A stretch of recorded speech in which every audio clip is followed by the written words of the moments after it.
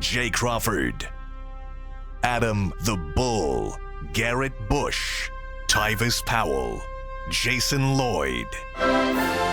Plus, ba-da-da-da-da, you're loving him, Mikey McNuggets.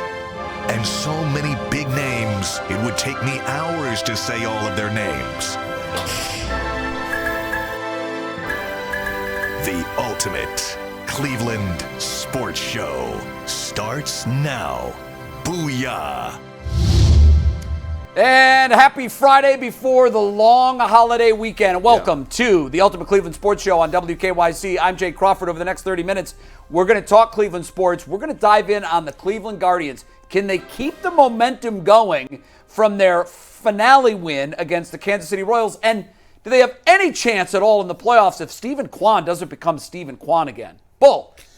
Jay, I'm Adam the Bull, and the Browns. As we get ready to start the season, how many blue chip players do the Browns have, and how does it stack up against the other teams in the league? That's coming up. G. I'm G. Bush, and I'm going to tell you whether or not Jimmy Haslam is getting enough credit for the dollars he's continually to back up and drop on people to make cap space. McNuggets? I'm Mikey McNuggets, and the Cavs are doing something for training camp no NBA team has ever done before, and I'm going to tell you why it's a really smart idea. Yeah, it is an interesting move. We're going to get to that later in the show. Quickly before we start, I want to mention Jim Donovan, who yesterday announced that he will no longer be the voice of the Browns. His cancer has returned. It's returned aggressively. He is continuing to fight, feels that his time can be best spent fighting this ugly disease. Jimmy, we wanted to let you know we love you. We're praying for you and your family. And go Browns. You talk about Jimmy Haslam. And guys, I used to be cap phobic. I used to think that one day we are going to not be able to dig out of this financial cap hole. And somehow, some way, Jimmy Haslam and his staff, they've turned into Houdini. And they keep making these huge, unsolvable contracts go away with signing bonuses. He did it again yesterday with the Deshaun Watson $44 million bonus. He's going to count for $1.2 million against the cap this year. I can't believe it's legal, but it is because he's willing to write these big checks. Do we not give him enough credit for the money he spends? Because it is far and away more than any other team. Listen, he needs to start working on a national deficit, too. If you can go ahead and erase all this stuff, because this man is just dropping the Brinks truck. Shout out to the Ivy League financial guys that they got, because they doing some magician's tricks. And I think he has to, Dee and Jimmy have to get credit for this, because we look at one side of town with our baseball team, and we're begging for $5 million and pennies on the dollar to get a relief pitcher or a bat. He's not only doing this with a team that is already stacked.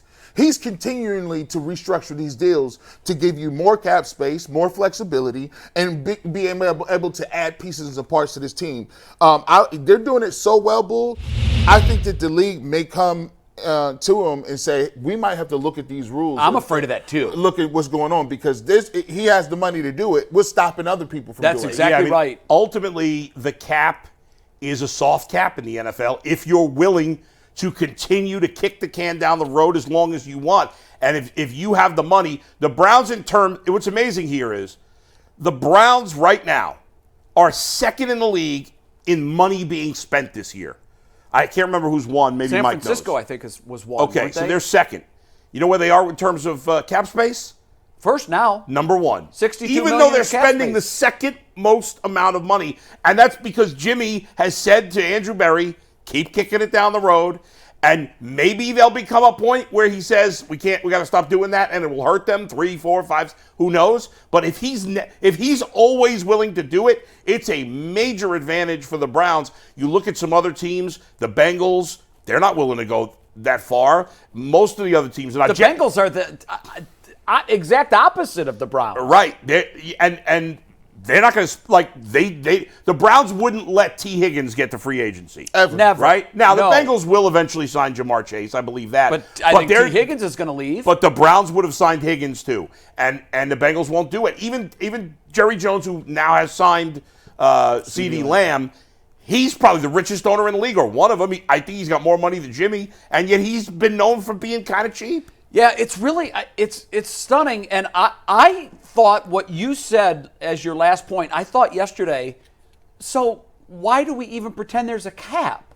And I know that it's because, well, it's like in the NBA. There's the punitive luxury tax that you go into if you exceed, and we have an owner there in Gilbert that was willing to do that. Right. What's stunning to me is Cleveland, medium to small size market, and I know market size doesn't matter in the NFL, but it matters does a for little other bit. reasons because of all of the money that you can get around your team. That's right, yeah. So it does come into play a little bit. But what's stunning to me is if you look at all three of our teams, we have two of the owners most willing to spend money to win with very limited success. Obviously, the Cavs won a title, but outside of LeBron, they've had no success. Yeah.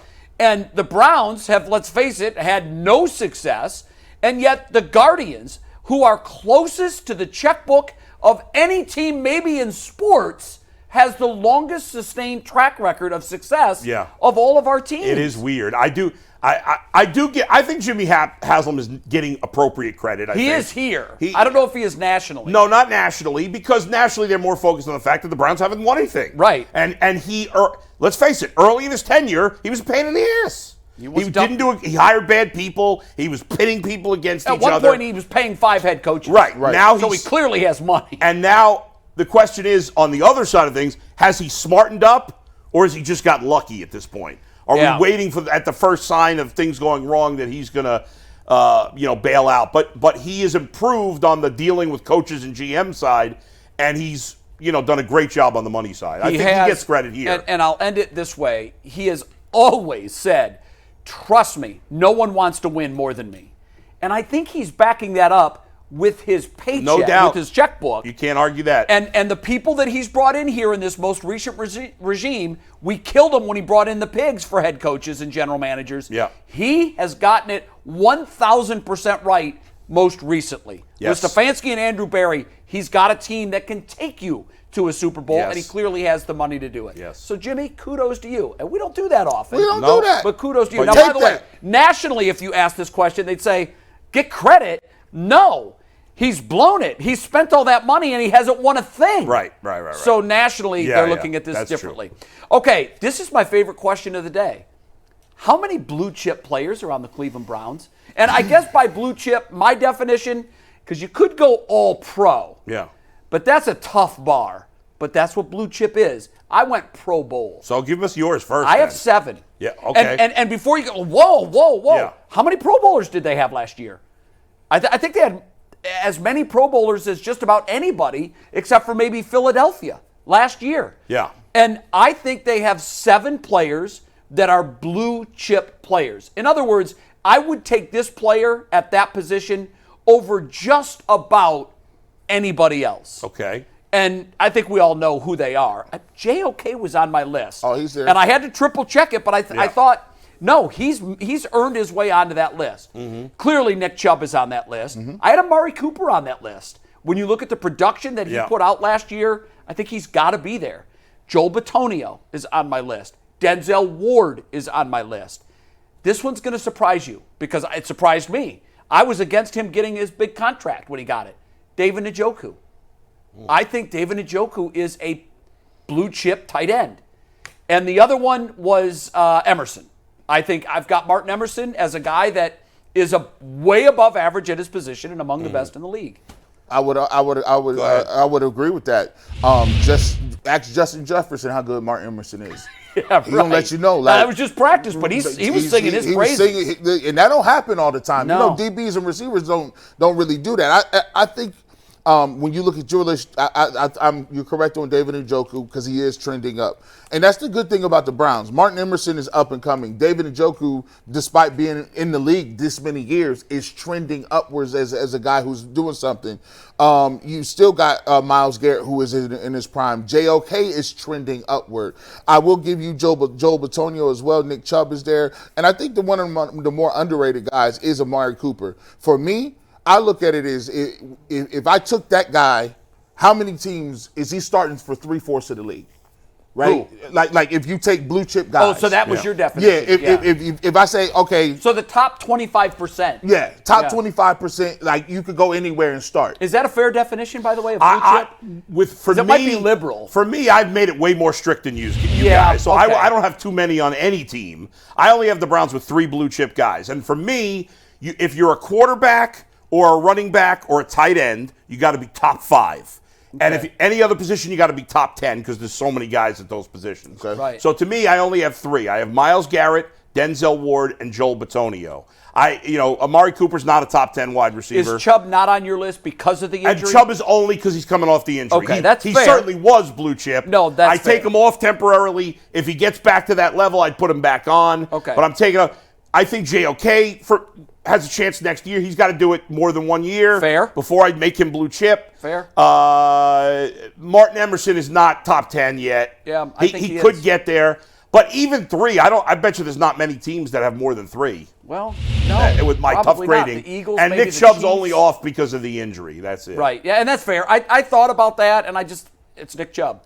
I'll probably have him on my blue chip team 10 years from now. Because that's how much I love Nick Chubb. For the record, before you say, well, you get the Bengals, I only have 2 for the Bengals. I have Joe Burrow and Jamar Chase. Settle this. I was on the high end. I think I was 7 or 8. Bull had 3. I think UNG were a little too liberal I think on the so blue too. chip. That's fair. But I think Bull was a little too strict. I went with 4. I know JOK only did it 1 year, and I understand the hesitation to put him in that class. But his 2023 season was so good, and I don't expect any drop-off whatsoever. I expect an even ascension. He was blue chip last in his year. game. I would say that. So I had the 3 Bullhead plus JOK, and Chubb would be, but because of the injury, Right. I just can't put him on it right now. One other thing on the JOK thing. You want your blue chip players to be blue chip in big games. Yeah. He was the only guy that made the trip to Houston. He was the only blue chipper in that He game. was it, man. Yeah. I mean, if you're looking for a highlight in that game, it was JOK and not much else. Yeah, So that's for fair. me, I think he was a pretty easy addition to that team. All right, we are going to talk Guardians after the break. One of the things that everyone wants to know is, can this crazy season continue, or have they completely run out of gas? We discuss that with the Ultimate Cleveland Sports Show. Comes right back.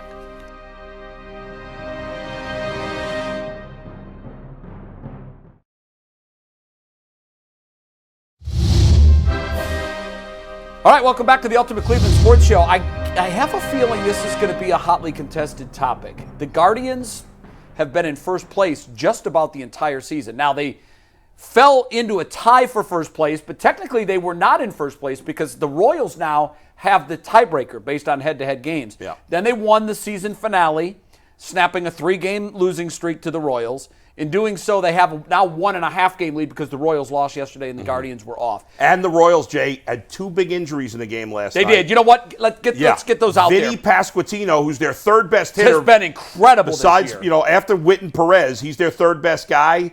He, I believe, broke his hand. Yes. He's out for 2 months. Killed us, too, by the way, at the plate and with that catch he made in left He's field. really good. He is out for the rest of the regular season. Yeah.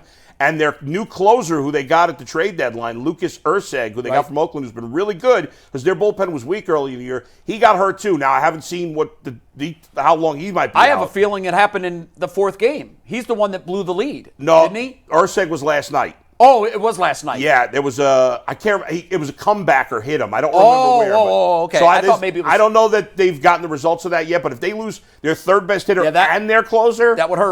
That's a big deal. The question for this topic: can they carry the momentum? Let's start with Stephen Kwan because I think he's been part of the story. If you look at how Stephen Kwan has gone, so have the Guardians. Yeah, That's he's been terrible. The season. Yeah. He was absolutely. Now he did get hurt in April. Yeah. Had a small sample size, but when he came back in May. We sat here on this very set and we were discussing, is this guy going to hit 400? None of us thought he would except Tyvis. Yeah. But now the question is he going to hit 300? Because he's currently below better. it. But look at his season splits. If he continues to be this guy, are the Guardians cooked? Yes.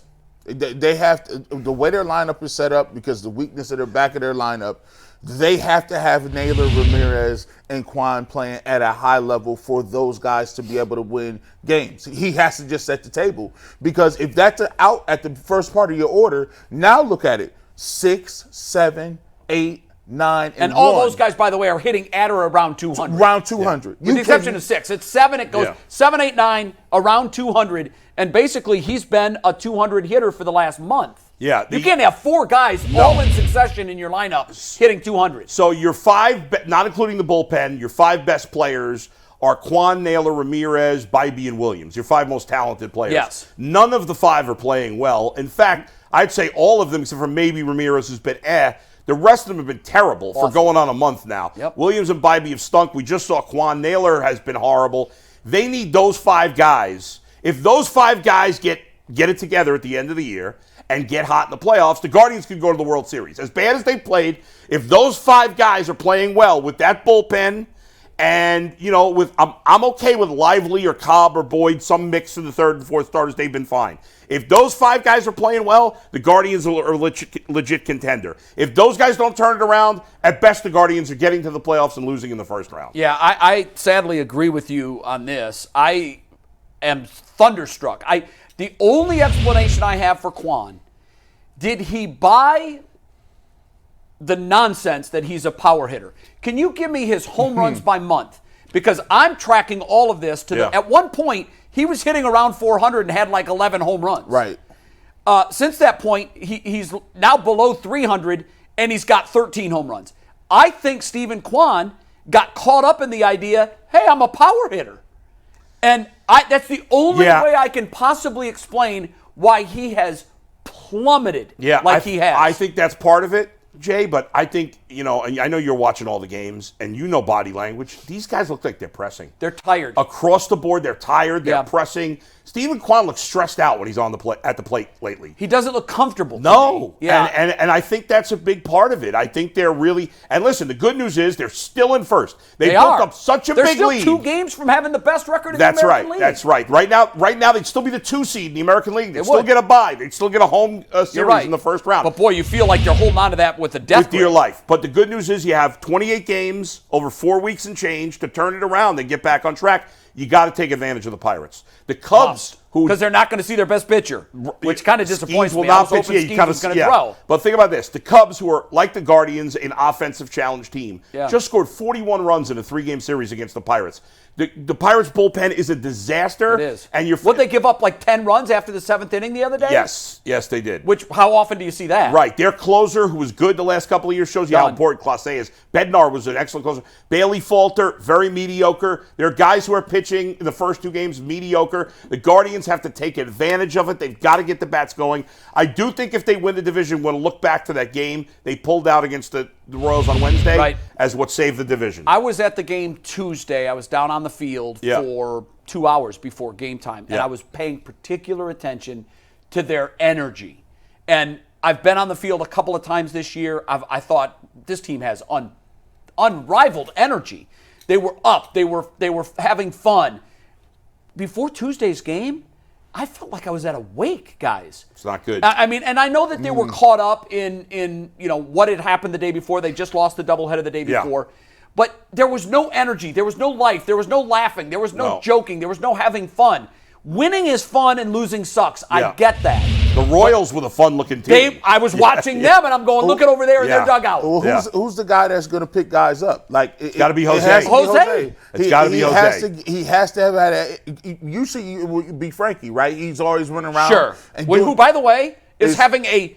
If it wasn't for Ohtani in the National League, Frankie's the MVP. That's right. He's balling. And if it wasn't for Judge in the American League, Bobby Witt would be the MVP. You're right. And by the way, the Guardians right now. Okay, they should be sending Tyler Freeman to the minors. Yeah. And you're expanding the rosters in 2 days. You send Tyler Freeman to the minors.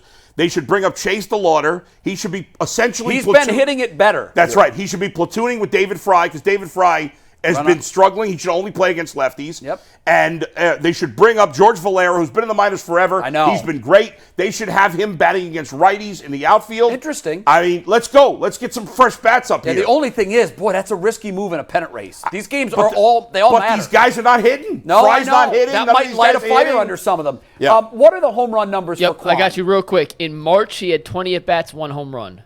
April, 100 at-bats, 2 home runs. May, when he got hurt, 17 at-bats, no home runs. June, 91 at-bats, 4 home runs. That's when he was hitting 374. In July, 100 at-bats, 4 home runs, dropped to 250. In August, 104 at-bats, 2 home runs, hitting 202. Yeah, as his power numbers have gone up, his batting average has plummeted, and it's a give and take. And a lot of teams don't even look at and prioritize average anymore. They want the power. I need him to get on base and start fires. Surprised he hasn't given him a day off. I know they had a day off. Like he seems like somebody that could use an extra day off. They all count. They're all big. I don't know. We're taking a break. When we come back, the Cavaliers are trying something a little different. Is it going to work? It looks like they're taking a page out of the Browns playbook, actually. That debate is next when the Ultimate Cleveland Sports Show comes right back.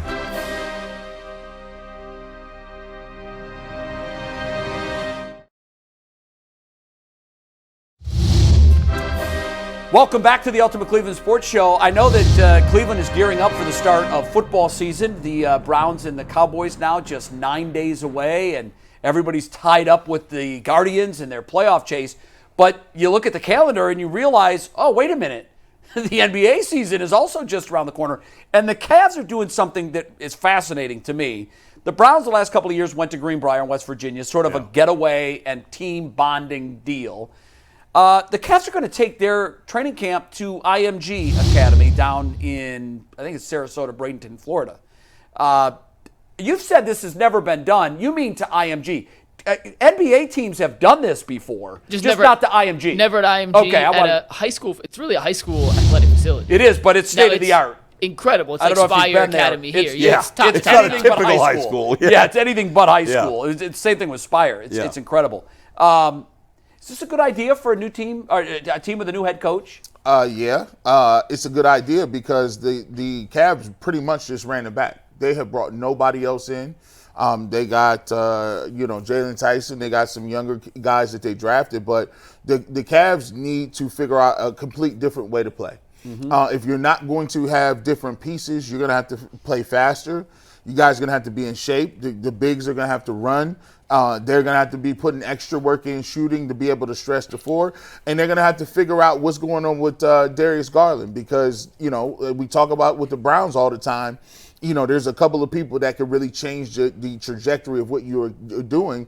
Darius Garland has to get back to Darius Garland of a couple of years ago. That 18 needs to be 22. Those 6 assists might need to go up to about 8. I would like to see him getting more easy layups and doing different things. And so Kenny Atkinson is development, but I think they're going to have to go down there, close the fence, close the gate, and get to work on something new because evidently the Boston Celtics got 9 or 10 Olympians, and those guys are coming back. Yeah, but not all of them played. That might be a bad thing for us because he's mad about that too. Yeah, probably, right. You're right. I think you make a good point at the end, G, when you say close the doors and close the fence. Get away from distractions. I love it. Just go and be the team and be focused. And listen, who knows if something you do in October makes a difference in the end in the playoffs? I don't know, but it seems like a real positive team bonding, laid the groundwork for what you're expecting as the new head coach. As you said, they made no changes in the roster. No. Nothing. It's the same exact team, but it can't be the same exact team. In science, when you conduct an experiment, there is a control in the experiment. And in this experiment, the control is the head coach. Yeah. And in doing that, they have put an inordinate amount of pressure on a first-year head coach. Remember, most first-year head coaches are coming into situations that are dumpster fires. Mm-hmm, right. When he last coached in the league, he came into a situation where nothing was expected of him. This is anything but that. Yeah. Here's what the Cavs have done. They have basically, to use your words, they're running it back. Yeah. They think their roster is it. Yes. So they changed the head coach. So for Kenny Atkinson, this isn't your typical first year, I get a honeymoon of a couple years, I'll get the team to 500, I'll get them into the 8th spot, I'll win a playoff game. No, this is not that. To be sure, here's what you're dealing with. This team has championship aspirations. This team needs to make it to at least the Eastern Conference Finals. If they don't, it's a failure. That's right. And all of that's on him. So if he wants to take control of his team and set the tone by getting them off to a closed fence environment, I am all for it. I think it's a great idea. Yeah. Great idea. 44 wins ain't going to get it done because they're going to look at the previous coach and say he had 51 wins. What are we doing? Why You're we bring it right. up? Your organization said we had one problem. It was the head coach. That's exactly Because what they changed said. Nothing else. Yeah. And Nothing. now, Kenny, it's all on you. Yes. Go win. Go to the Eastern Conference Finals. And it might be on Kobe Altman ultimately if this doesn't work. He would be the next control in the That's right. experiment. Yeah. He would be the next one. Mikey, I know we're out of time. I wanted to get your thoughts on it. I but- agree with you. No WKYC show next week. We'll see you though. All right. Peace.